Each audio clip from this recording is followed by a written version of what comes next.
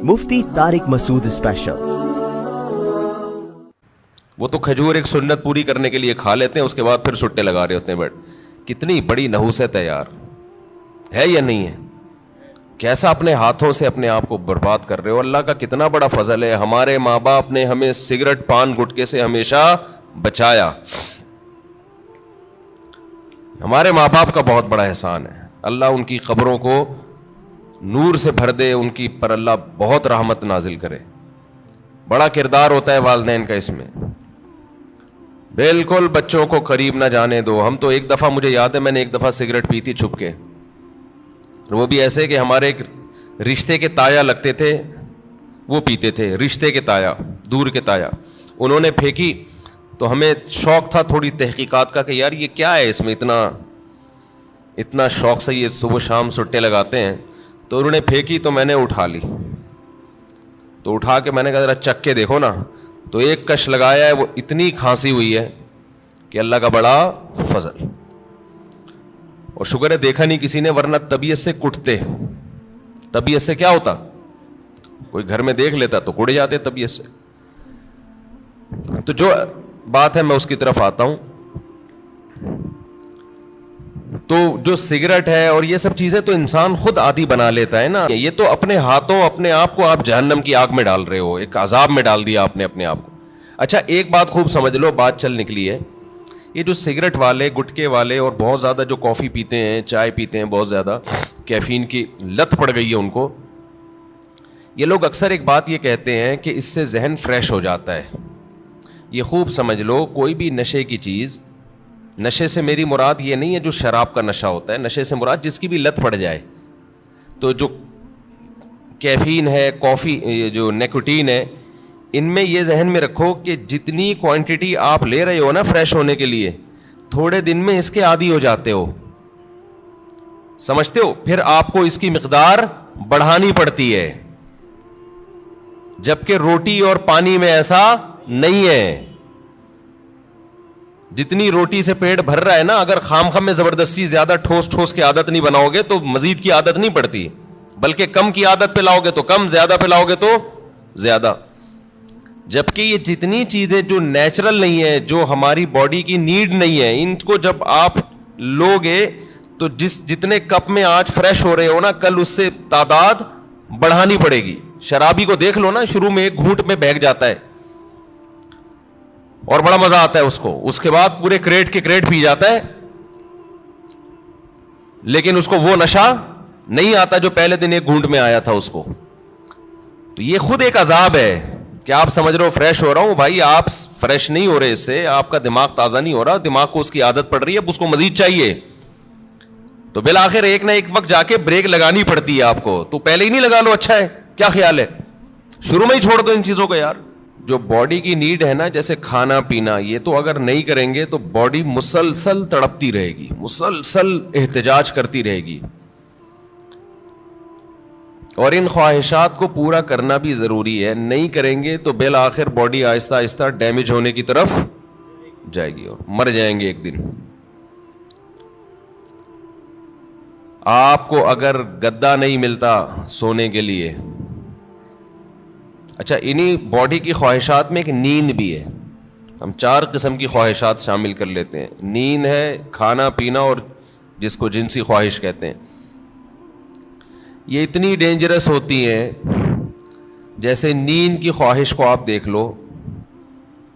अब गद्दे पे सोना ये बॉडी की नीड नहीं है, ये क्या है, एक लग्जरी लाइफ इंसान गुजारना चाहता है, उसका तकाजा है कि मेरा घर अच्छा हो, एयर कंडीशन रूम हो और टाइलें लगी हुई हों और फानूस लगे हुए हों।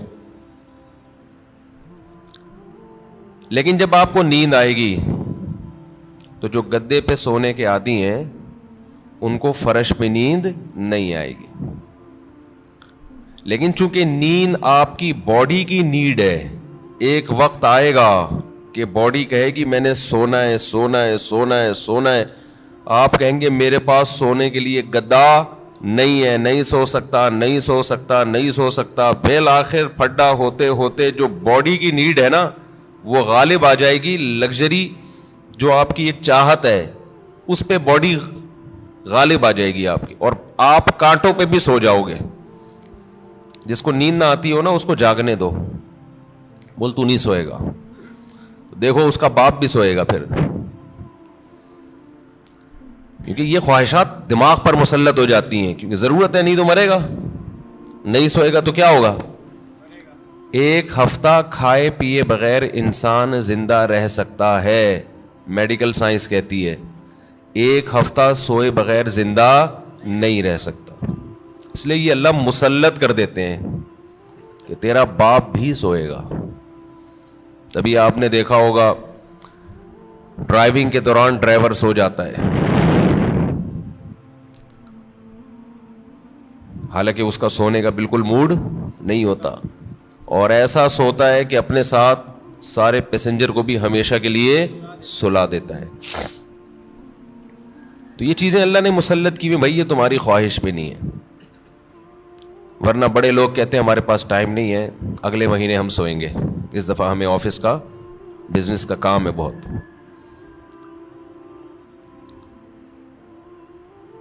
تو یہ جو جسمانی خواہشات ہیں نا, جسمانی خواہشات, ان سے ہاتھ کھینچنا آسان کام نہیں ہے, کیونکہ باڈی کو ضرورت ہے, تو باڈی ہماری مسلسل ڈسٹرب ہوتی رہتی ہے. اب آپ کو جب بھوک لگ رہی ہے تو باڈی کیا کہے گی, روٹی دو, کھانا دو, کہے گی نا, خوراک چاہیے. تو کیا یہ 2-3 دفعہ کہنے کے بعد چپ ہو جائے گی کہ بھائی یہ تو کھلا نہیں رہا تو چلو اب کوئی اور کام کرو؟ نہیں ہوگی. یہ کیا کہے گی, روٹی کھانا, روٹی کھانا, چاول, سموسے. کسی کو بھی دیکھے گا نا کھاتا ہوا, مسلسل یہ ٹینشن ہے, اور کسی بھی کام میں اس کا دل نہیں لگے گا جب تک کہ چند نوالے نہ کھا لے.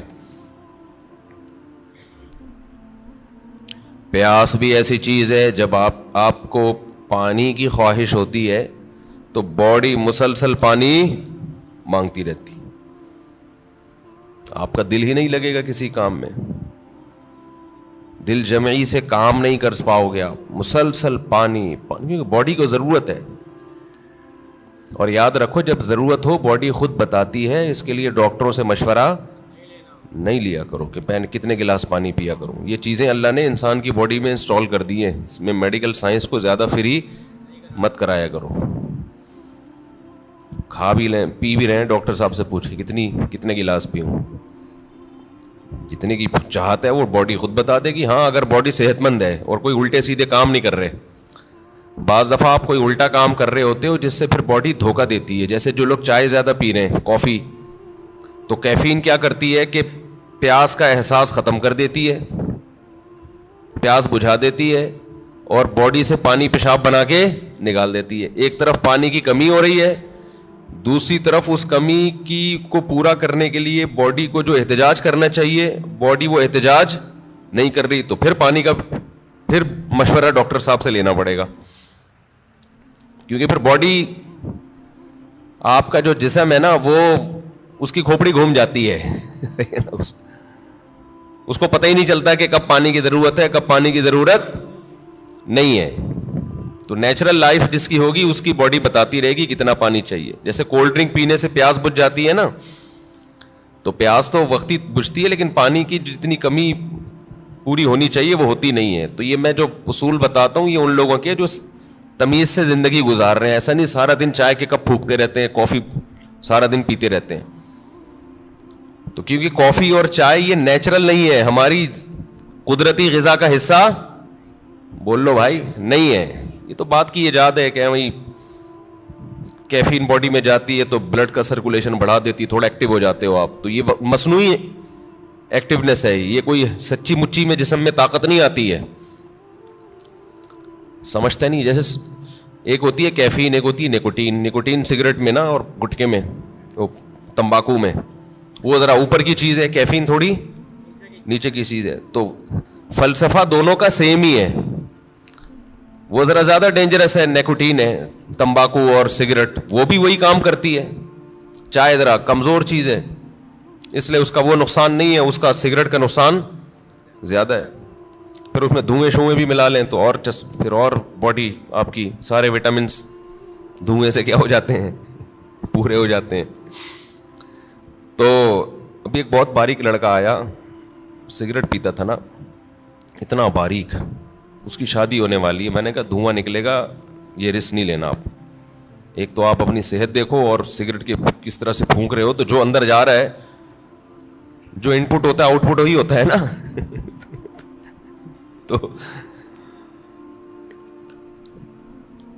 تو یہ جو ہے نا, یہ جو باڈی کی ریکوائرمنٹ نشہ ہے, نشہ یہ بن جاتا ہے, یہ اللہ نے بنایا نہیں ہے, یہ اس سے بھی زیادہ خطرناک ہے روٹی پانی سے. یعنی اس کو برداشت کرنا بہت ہی مشکل ہے. اللہ میاں نے تو آپ کو وہ چیزوں کی چاہتیں رکھی تھیں جو جس کی آپ کی باڈی کو ضرورت ہے. روٹی کی ضرورت رکھی, پانی کی چاہت رکھی اللہ تعالیٰ نے, اور جو اللہ نے خواہشات رکھی ہیں جو نیچرل ہیں. ہم نے کیا کیا, سگریٹ پی پی کے, دن میں 5-6 کپ کافیوں کے پی پی کے, اور پان گٹکے کھا کھا کے ہم نے اس سیٹنگ کو کیا کر دیا, خراب.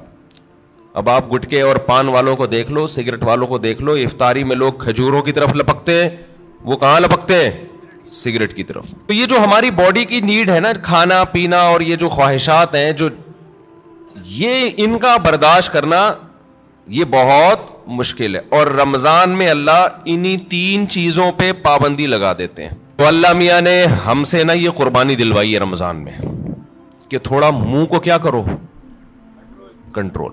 سب سے بڑا مسئلہ ہم نے علماء سے سنا ہے کہ جس آدمی کا اپنے منہ پہ کنٹرول نہیں ہے, باقی کسی خواہش پہ وہ کنٹرول نہیں کر سکتا. اور یہ بالکل درست بات ہے. دیکھو دنیا میں 2 قسم کے فلسفے ہیں, اس پر تو غیر مسلم اور مسلم سب کا اتفاق ہے کہ انسانیت کو کامیابی کی طرف لے جانا چاہیے, ہے یا نہیں بھائی؟ امریکہ بھی یہی بات کرتا ہے, انسان کو کس طرف لے کے جاؤ, کامیابی. جاپان والے بھی کہتے ہیں بھائی ایک سکسیسفل نیشن بننا چاہیے ہمیں, کامیاب بننا چاہیے ہمیں, اور اسلام بھی یہی کہتا ہے. لیکن غیر مسلموں کے ہاں کامیابی نام ہے خواہشات کے پورا ہونے کا. آپ کی تمام خواہشات پوری ہو رہی ہیں تو آپ ایک کامیاب انسان ہیں. سمجھتے ہو کہ نہیں سمجھتے ہو؟ اگر آپ کی ہر خواہش پوری ہو رہی ہے تو آپ کیا ہیں, کامیاب. لیکن اسلام کیا کرتا ہے, آپ کی جگہ جگہ خواہشات پہ پابندیاں لگا رہا ہوتا ہے.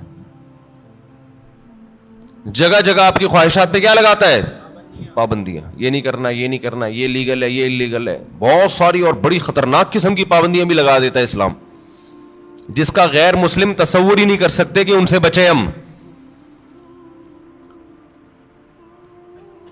آپ اپنی مرضی سے سو سکتے ہو اسلام میں, عشاء سے پہلے سو سکتے ہو, بولو نا, یوں کر دیا کرو تھوڑا پتہ تو چلے. نہیں سو سکتے. فجر سے پہلے اٹھنا ضروری ہے یا نہیں ہے؟ اب ایک آدمی کہہ رہا ہے یار میں سو رہا ہوں لمبا, بس 11 بجے اٹھوں گا. نہیں بھائی, آپ کو اسلام پابندی لگائے گا کہ آپ کو اپنی مرضی سے سونے کی اجازت نہیں, اٹھنا پڑے گا. سردی ہے, وضو کا دل نہیں کر رہا, یخ ٹھنڈا پانی ہے, اسلام کیا کہے گا, غیر مسلم کیا کہے گا, بھائی نہیں اٹھو, یا اٹھ گئے ہو تو ہاتھ منہ مت دھو. لیکن اسلام آپ پہ پابندی لگائے گا, آپ کو ہاتھ منہ دھونے پڑیں گے, چاہے ٹھنڈ لگے یا نہ لگے. بلکہ سردیوں میں وضو کرنے میں حدیث میں آتا ہے بہت زیادہ ثواب ہے. ایسے گناہ جھڑتے ہیں جیسے درختوں کے پتے جھڑتے ہیں سردیوں میں. پھر اسلام آپ پہ پابندی لگاتا ہے حلال حرام کی پابندیاں. نظر بھی اٹھا کے دیکھنے نہیں دیتا کسی انٹی کو.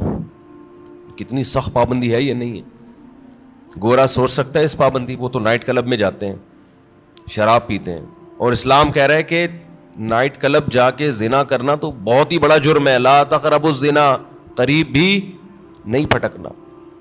کوئی انٹی جا رہی ہیں اس نیت سے دیکھ لوں کہ یار کیسی ہیں, یہ بھی آپ کے لیے کیا ہے, ناٹ الاؤڈ. اچھا, جو غیر مسلم لوگ ہیں ان کیا ہے کہ انسان کی ہر خواہش پوری ہو. وہ سمجھتے ہیں کہ یہ کامیابی ہے. حقیقت پتہ ہے کیا ہے؟ جس کی ہر خواہش پوری ہوتی ہے وہ ڈپریشن کا مریض بنتا ہے.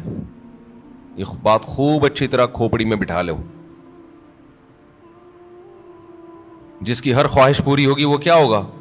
وہ اسٹریس اور ڈپریشن میں جائے گا. وجہ اس کی ہے کہ آپ کی ہر خواہش پوری ہو سکتی نہیں ہے.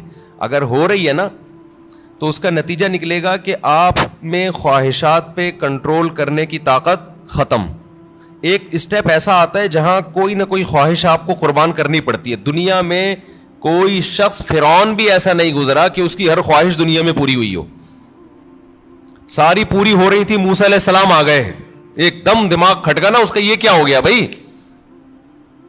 یہ تو ہوتا ہے.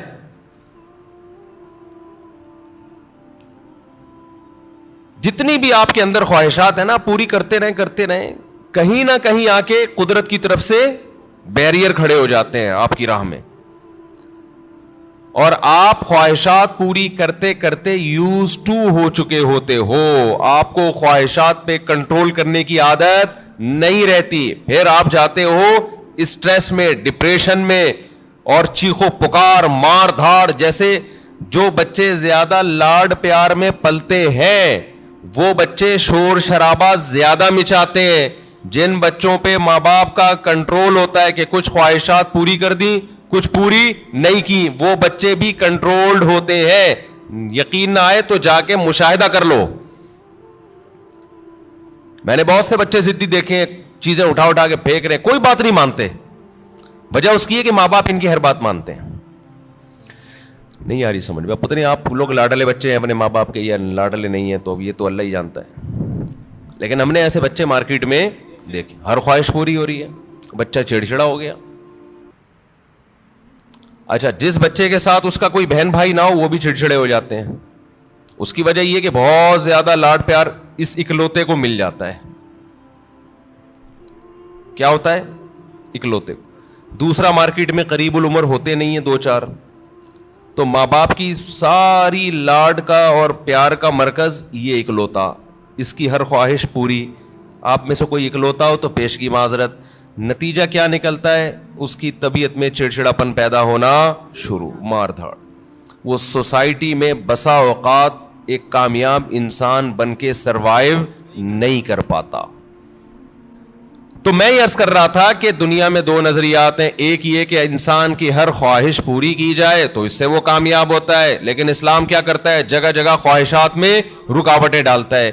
تو خوب سمجھ لیں، جس کی ہر خواہش پوری ہوتی ہے وہ کامیاب نہیں ہوتا، بلکہ وہ اسٹریس اور ڈپریشن کی طرف جاتا ہے. بالکل اس کی مثال ایسے ہے جیسے آپ جسم پہ جب ویٹ اٹھاتے ہو، جسم میں اپنی خواہش کے خلاف حرکت کرتے ہو تو جسم بیمار ہونے کے بجائے صحت مند ہوتا ہے. اور آپ جسم کی اپنی خواہشات پر عمل کرنا شروع کر دو، جسم چاہتا ہے بیٹھا رہوں نہ اٹھوں، آپ بیٹھے رہو نہ اٹھو. جسم چاہتا ہے دوڑوں نہیں، صرف چلوں، آپ نہ دوڑو چلو. پھر جسم چاہتا ہے چلو بھی نہیں، بیٹھے ہی رہو، سوتے ہی رہو. تو اس سے جسم کو کیا طاقت اور انرجی جمع ہو کے خوشحال زندگی ملے گی یا جسم کا بیڑا غرق ہو جائے گا؟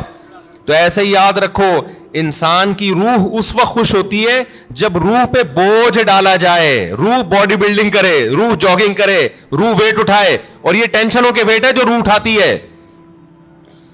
اگر یہ روح کی آپ ہر خواہش پوری کرنا شروع کر دیں گے تو جیسے باڈی کی ہر خواہش پوری کرنے سے باڈی کا بیڑا غرق، تو اسی طرح روح کی ہر خواہش پوری کرنے سے روح کا بیڑا غرق ہو جاتا ہے. سمجھ میں نہیں آ رہی میرا خیال ہے بات؟ تو اپنی خواہشات کے خلاف چلنا سیکھیں. ہاں، ہر خواہش کی مخالفت نہیں. جیسے آپ نے باڈی، جب جو لوگ جم جاتے ہیں ویٹ اٹھانے کا دل کرتا ہے کیا؟ نہیں کرتا نا. بس جسم پہ بوجھ ڈال کے اٹھا رہتے، تبھی اوں آں کی آوازیں بھی آ رہی ہوتی ہیں. اگر مزہ آ رہا ہوتا تو ویٹ اٹھاتے واہ واہ واہ ہنسی آ رہی ہوتی. ایسا تھوڑی ہے. تو اسی طرح یاد رکھیں، ہاں ویٹ حد سے زیادہ اٹھائے گا تو باڈی خراب ہو جائے گی. اسی طرح روح پہ جب بوجھ حد سے زیادہ پڑ جاتا ہے تو پھر روح خراب ہونا شروع ہوتی ہے. لیکن یہ اللہ کی رحمت ہے کہ اس نے ہماری روح پہ حد سے زیادہ بوجھ ڈالا ہی نہیں ہے. اگر اللہ کہہ دیتا 24 گھنٹے کے روزے رکھو پورے رمضان اور سحری میں صرف 10 منٹ کھانے کی اجازت ہے, 23 گھنٹے 50 منٹ بھوکے رہنا ہے, 10 منٹ کیا کرنا ہے, کھانا کھانا ہے, تو شاید یہ ہماری طاقت سے زیادہ بوجھ ہم پہ ڈال دیا جاتا. مرتے پھر بھی نہیں, اتنی جلدی مرتا نہیں آدمی بھوک سے, یاد رکھو. لیکن یہ ممکن ہے کہ ہم پہ ہوتا نہیں ہم سے. ما جعل علیکم فی الدین من حرج, اللہ کہتے ہیں اعتدال سے بوجھ ڈالا ہے. اللہ کہہ دیتا 50 نمازیں پڑھو تو پڑھنی پڑتی کہ نہیں پڑھنی پڑتی؟ کتنی ٹینشن والا کام ہو جاتا بھائی, کتنی ٹینشن والا کام. اللہ میاں نے 5 رکھی, اور وہ بھی دن کے 2 کناروں پر رکھ دی 2 نمازیں, اور صرف عصر اور مغرب ایسی ہیں جو جلدی جلدی آتی ہیں, ورنہ بڑا فاصلہ ہے ان 2 نمازوں کے درمیان.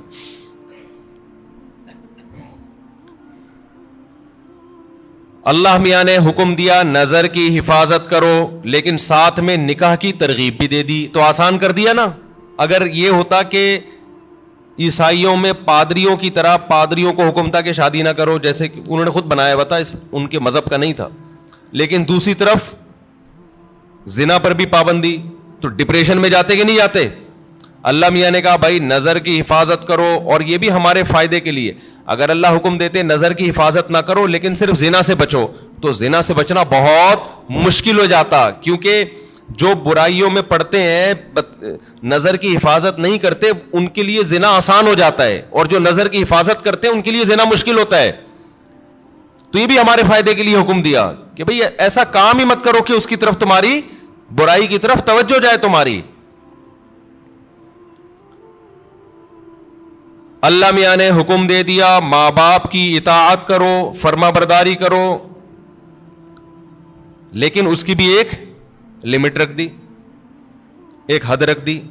یعنی کوئی ایسا حکم نہیں ہے جو ایسا بوجھ ہم پہ ڈالا جا رہا ہو جو ہمارے بس میں ہو ہی نہیں. سود کو حرام قرار دے دیا, لیکن مزاربت اور شرکت کو جائز قرار دے دیا. آپ کسی کو لون دے کے متعین نفع لیتے ہو کہ 1 لاکھ پہ 2,000 روپے 5,000 حرام ہے, لیکن ایسا نہیں کہ پابندی لگا دی. اللہ نے کہا یہی 1 لاکھ روپے دو, جو پروفٹ ہوگا اس میں شرکت کر لو.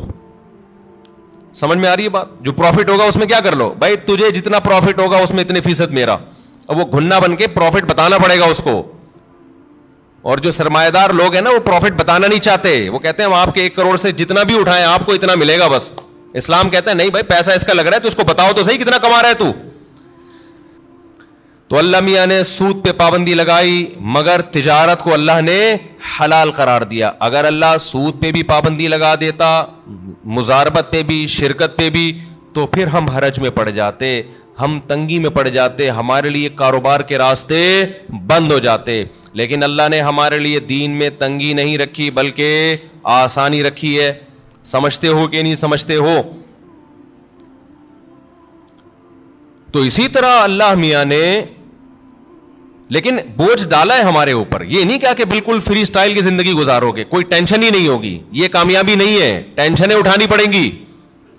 بہت ساری ٹینشنیں لگا دی اللہ میاں, اور اس ٹینشن سے فائدہ کیا ہوتا ہے کہ ہماری روح وزن اٹھاتی ہے, جس سے روح ٹینشن سے بچتی ہے, روح صحت مند ہوتی ہے, اور روح ڈپریشن اور اسٹریس کی طرف جانے سے بچ جاتی ہے.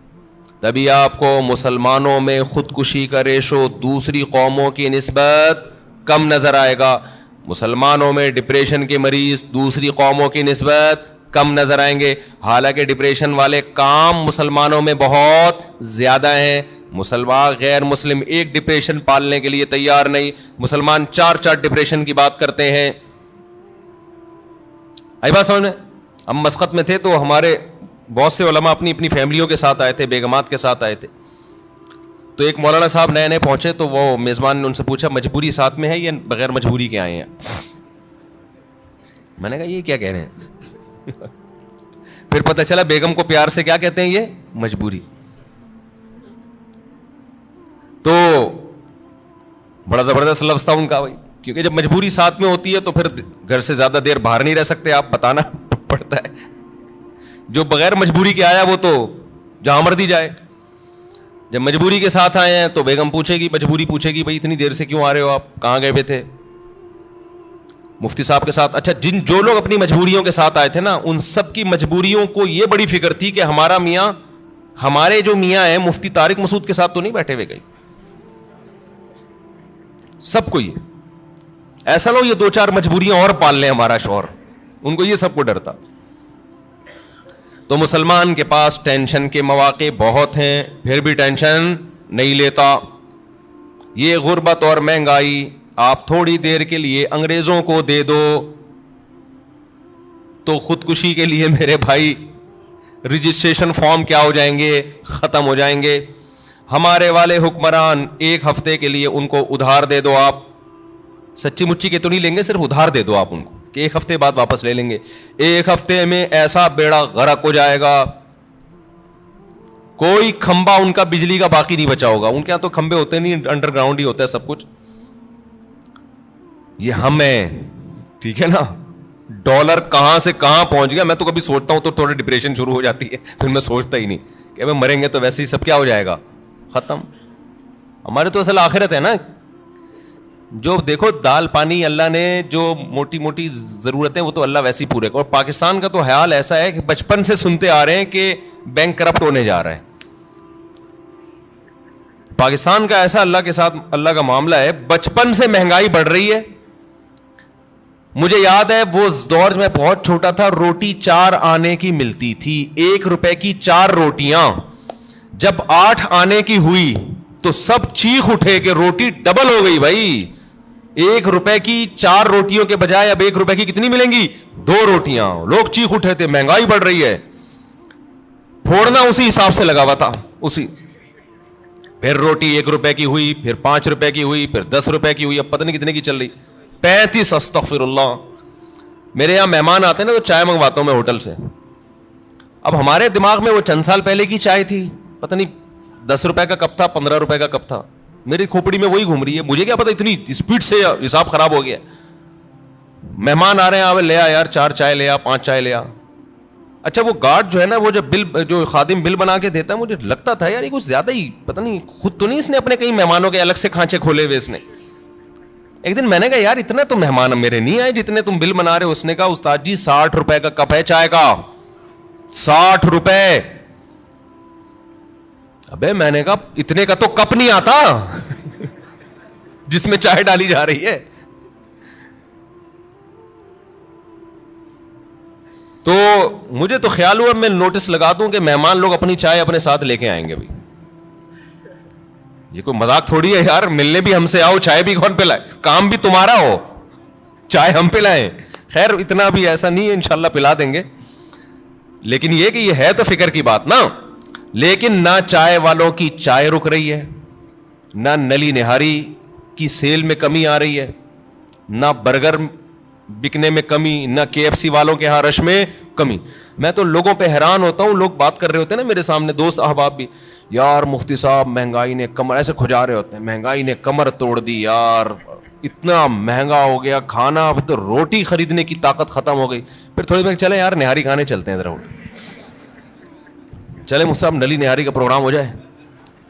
یہ ہر ایک کا حال ہے. ایسا لگتا ہے کہ اتنی کرپشن اور اتنی مہنگائی کے باوجود برکت کہاں ہے, وہ بھی اللہ نے ہمیں ہی دی ہے. لوگوں کے چہرے کھلے ہوئے ہیں ماشاءاللہ, پیٹ بھرے ہوئے ہیں. ہوٹل کے باہر جاؤ ایسا لگتا ہے فری میں بانٹ رہا ہے, پاؤں رکھنے کی جگہ نہیں ہے. مہنگے سے مہنگے ہوٹل جاؤ وہاں بھی یہی حال ہے. میں نہیں کہہ رہا کہ جو غریب ہیں وہ ختم ہو گئے ہیں, نہ, جو بیچارے سفید پوش غریب ہیں ان کے گھروں کے حالات بہت خطرناک ہیں. لیکن اللہ کا شکر ہے ان حالات میں بھی بہت سو کو اللہ بہت اچھا کھلا رہا ہے. تو بھائی مسافر خانہ ہے نا یار, اور کیا کرنا ہے, کھا پی لو, سونے کی جگہ مل گئی, مہنگائی گئی تیل لینے, ٹھیک ہے نا. ہماری زندگی کا جتنا کوٹا ہے ہمارے مرنے سے پہلے انشاءاللہ ہم پورا کر کے جائیں گے. اگلی نسل کا بیڑا غرق ہوگا, وہ اگلی نسل جانے, وہ ہمیں کیوں بھائی, اللہ اس کو بھی کھلا دے گا. پھر اگلی نسل کا کام ہے کہ وہ ووٹ اچھے لوگوں کو دے. ہم تو اس نسل کو بھگت رہے ہیں. ہم نے اتنے بڑے بڑے جرم کیے, ایسے ایسے حکمرانوں کو اپنے اوپر مسلط کیا, پھر بھی اللہ ہمیں کھلا رہا ہے. شاید اگلی نسل یہ جرم نہ کرے تو ان کو تو اور اچھا کھلائے گا اللہ تعالیٰ. یعنی ایسا لگ رہا ہے اللہ ہمارے گناہوں کو بھی اتنی سزا نہیں دے رہا جتنی بنتی ہے, ورنہ تو ہم لوگ کی حرکتیں ہیں نا اس کے حساب سے سزا بہت زیادہ بنتی ہے ہماری. کہ اسلام کی برکت ہے, اللہ کا نام لیتے ہیں اس کی برکت ہے, کہ پھر بھی اتنی ٹینشنوں میں بھی ٹینشن میں نہیں جا رہے, اتنی مجبوریاں اس کے بعد بھی ٹینشن میں نہیں جا رہے. اور یہاں سوسائٹی پہ, ریاست پہ بوجھ نہیں ہوتا عوام کا, بوجھ ہوتا ہے گھر کے سربراہ پہ. یورپ امریکہ میں آپ کی بیگم کو کھلانا اسٹیٹ کی ذمہ داری ہے, آپ کی ذمہ داری نہیں ہے. آپ کے بچوں کو کھلانا اسٹیٹ کی ذمہ داری ہے, آپ کی ذمہ داری نہیں ہے. حتیٰ کہ آپ کے پاس پیسے نہیں ہیں تو بھی اسٹیٹ کی ذمہ داری ہے آپ کو کھلانا. یہاں ساری ذمہ داریاں اسلام نے مرد کے کندھوں پہ ڈالی ہیں, بیگم کو کھلانا, ماں باپ کو کھلانا, اولاد کو کھلانا. اس کے باوجود بھی یہ بیچارہ ڈپریشن میں نہیں جاتا, جانا چاہیے تھا, جا نہیں رہا ہے.